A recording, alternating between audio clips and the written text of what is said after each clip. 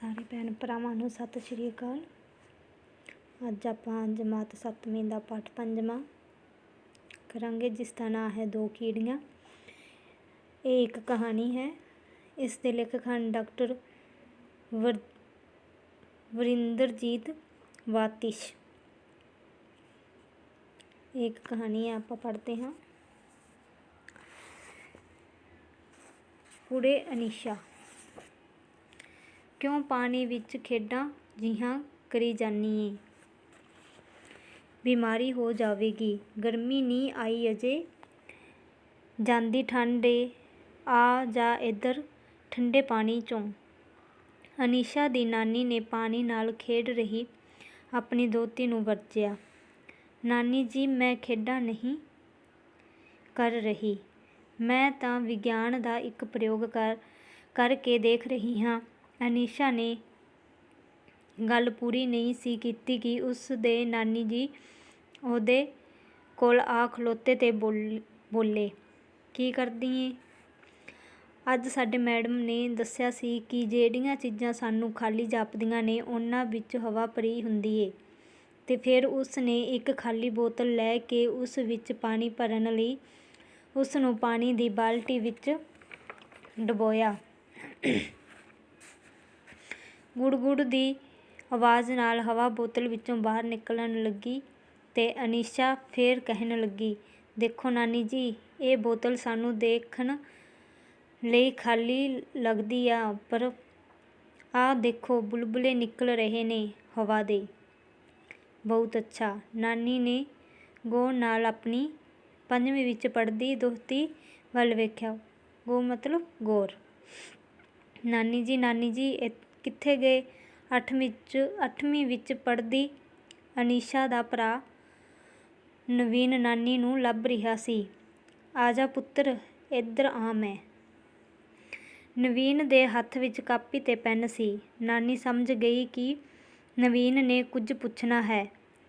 ਨਵੀਨ ਹੋਰਾਂ ਦੀ ਨਾਨੀ ਸੇਵਾ ਮੁਕਤ ਸਕੂਲ ਅਧਿਆਪਿਕਾ ਸੀ। ਸੇਵਾ ਮੁਕਤ ਮਤਲਬ ਸਰਕਾਰੀ ਨੌਕਰੀ ਤੋਂ ਰਿਟਾਇਰਮੈਂਟ ਹੋਈ ਅਧਿਆਪਿਕਾ ਹੈ।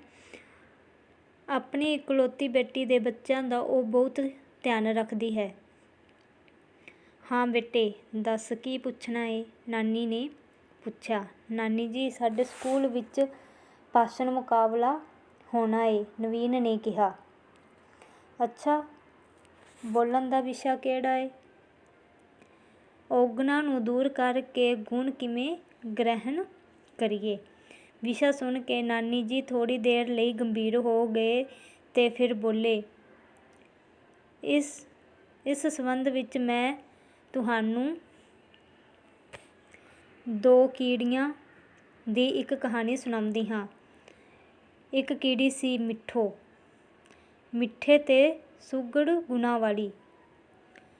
ਉਹ ਮਿਸਰੀ ਦੇ ਪਹਾੜ ਉੱਤੇ ਰਹਿੰਦੀ ਸੀ। ਦੂਜੀ ਕੀੜੀ ਸੀ ਸਲੂਣੋ, ਲੂਣ ਦੇ ਪਹਾੜ ਉੱਤੇ ਰਹਿੰਦੀ ਸੀ।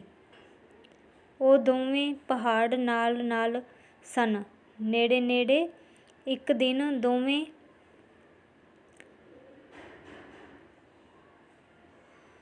ਕੀੜੀਆਂ ਆਪੋ ਆਪਣੇ ਪਹਾੜ ਦੇ ਸਿਖਰ ਉੱਤੇ ਘੁੰਮ ਫਿਰ ਰਹੀਆਂ ਸਨ।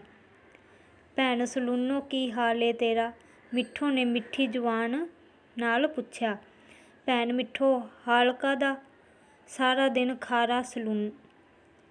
ਖਾਰਾ, ਸਲੂਣਾ ਨੇ ਕਿਹਾ।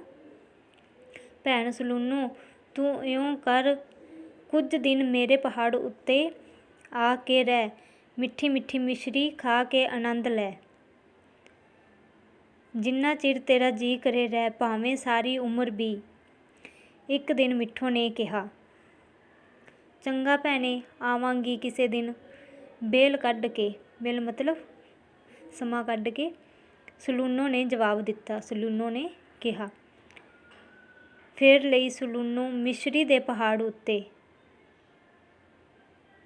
ਫਿਰ ਗਈ ਸਲੂਣੋ ਮਿਸਰੀ ਦੇ ਪਹਾੜ ਉੱਤੇ। ਨਵੀਨ ਨੇ ਪੁੱਛਿਆ ਕਿ ਫਿਰ ਗਈ ਸਲੂਣੋ ਮਿਸਰੀ ਦੇ ਪਹਾੜ ਉੱਤੇ? ਲੂਣ ਛੱਡ ਕੇ ਮਿਸਰੀ ਮਿਲੇ ਖਾਣ ਨੂੰ, ਹੋਰ ਕੀ ਚਾਹੀਦਾ ਹੈ? ਉਹ ਤਾਂ ਭੱਜੀ ਗਈ ਹੋਊ, ਜਿਵੇਂ ਆਪਾਂ ਚੋਕਲੇਟ ਦੇਖ ਭੱਜਦੇ ਹਾਂ, ਹਨਾ ਨਾਨੀ ਜੀ। ਅਨੀਸ਼ਾ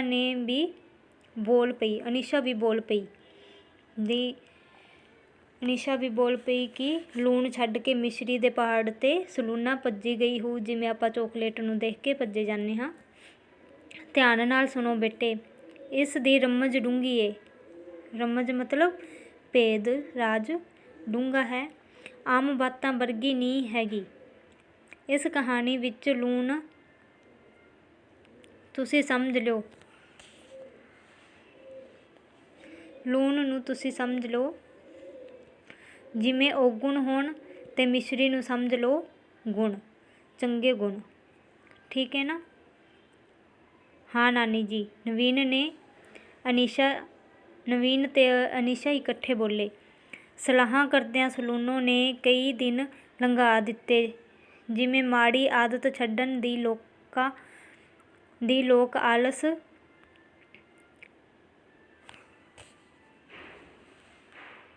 ਆਲਸ ਕਰ ਛੱਡਦੇ ਨੇ, ਉਵੇਂ ਹੀ ਇੱਕ ਦਿਨ ਉਸਨੇ ਸਲਾਹ ਬਣਾ ਹੀ ਲਈ ਮਿਸ਼ਰੀ ਦੇ ਪਹਾੜ ਉੱਤੇ ਜਾਣ ਦੀ, ਪਰ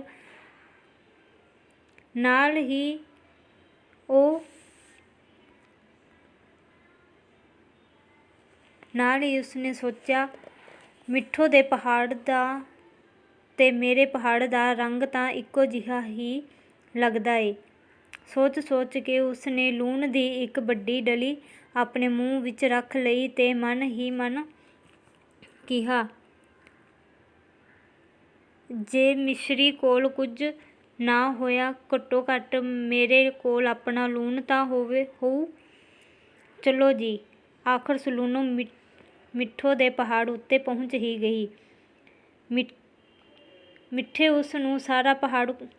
ਉਸਨੂੰ ਸਾਰਾ ਪਹਾੜ ਘੁਮਾਉਂਦੀ ਫਿਰੀ, ਤਰ੍ਹਾਂ ਦੀ ਮਿਸ਼ਰੀ ਤੇ ਡਲੀਆਂ ਕੋਲ ਲਿਜਾ ਕੇ ਸਿਫਤਾਂ ਕਰਦੀ ਰਹੀ। ਸਾਰਾ ਪਹਾੜ ਘੁਮਾ ਕੇ ਸਲੂਨੋ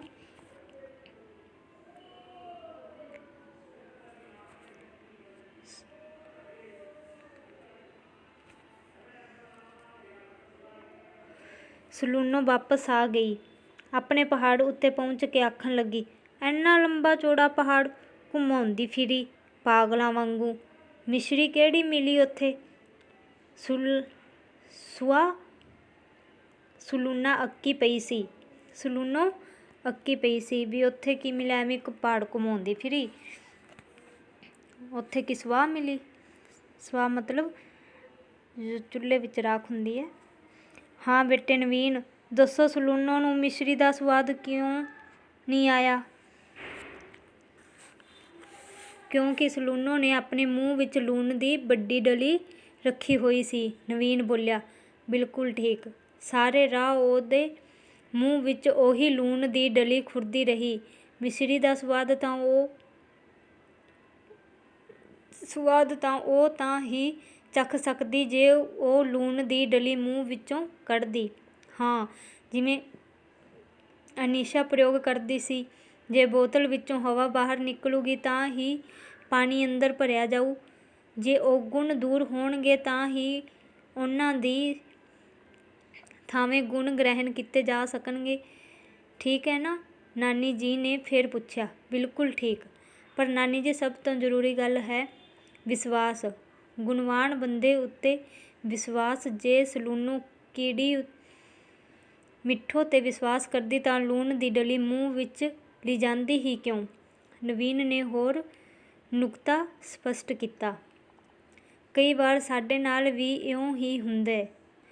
ਅਸੀਂ ਚੰਗੇ ਲੋਕਾਂ ਦੀ ਸੰਗਤ ਕਰਦੇ ਆਂ ਚੰਗੇ ਗੁਣ ਗ੍ਰਹਿਣ ਕਰਨ ਲਈ, ਪਰ ਵਿਸ਼ਵਾਸ ਦੀ ਘਾਟ ਕਰਕੇ ਸਾਡੇ ਆਪਣੇ ਹੀ ਔਗੁਣਾਂ ਦਾ ਲੂਣ ਸਾਡੀ ਜੀਭ 'ਤੇ ਖੁਰਦਾ ਰਹਿੰਦਾ ਏ ਤੇ ਅਸੀਂ ਚੰਗੇ ਗੁਣਾਂ ਦੀ ਮਿਠਾਸ ਤੋਂ ਵਾਂਝੇ ਰਹਿ ਜਾਂਦੇ ਹਾਂ। ਵਾਂਝੇ ਮਤਲਬ ਖਾਲੀ ਜਾਂ ਸੱਖਣੇ ਰਹਿ ਜਾਂਦੇ ਹਾਂ। ਵਾਂਝੇ ਮਤਲਬ। ਨਾਨੀ ਜੀ ਨੇ ਕਿਹਾ। ਸ਼ੁਕਰੀਆ ਨਾਨੀ ਜੀ। ਹੁਣ ਮੈਂ ਇਸ ਨੂੰ ਲਿਖ ਲਵਾਂਗਾ, ਫਿਰ ਸੁਣਾਵਾਂਗਾ ਤੁਹਾਨੂੰ। ਆਖ ਕੇ ਨਵੀਨ ਆਪਣੀ ਪੜ੍ਹਨ ਵਾਲੀ ਮੇਜ਼ ਉੱਤੇ ਜਾ ਬੈਠਿਆ। ਨਾਨੀ ਜੀ ਰਸੋਈ ਵਿੱਚ ਜਾ ਕੇ ਚਾਹ ਬਣਾਉਣ ਲੱਗੇ, ਕਿਉਂਕਿ ਨਵੀਨ ਹੋਰਾਂ ਦੇ ਮੰਮੀ ਪਾਪਾ ਦਫ਼ਤਰ ਤੋਂ ਆਉਣ ਵਾਲੇ ਸਨ ਅਤੇ ਅਨੀਸ਼ਾ ਮੇਨ ਗੇਟ ਉੱਤੇ ਖੜ੍ਹ ਕੇ ਆਪਣੀ ਮੰਮੀ ਪਾਪਾ ਦਾ ਇੰਤਜ਼ਾਰ ਕਰ ਰਹੀ ਸੀ। ਇਹ ਆਪਣਾ ਪਾਠ 5ਵਾਂ 2 ਕੀੜੀਆਂ ਦੀ ਕਹਾਣੀ ਪੂਰਾ ਹੋ ਚੁੱਕਿਆ ਹੈ। ਹੁਣ ਇਸ ਦੇ ਪ੍ਰਸ਼ਨ ਉੱਤਰ ਆਪਾਂ ਪੱਕੀ ਕਾਪੀ ਵਿੱਚ ਕਰਾਂਗੇ।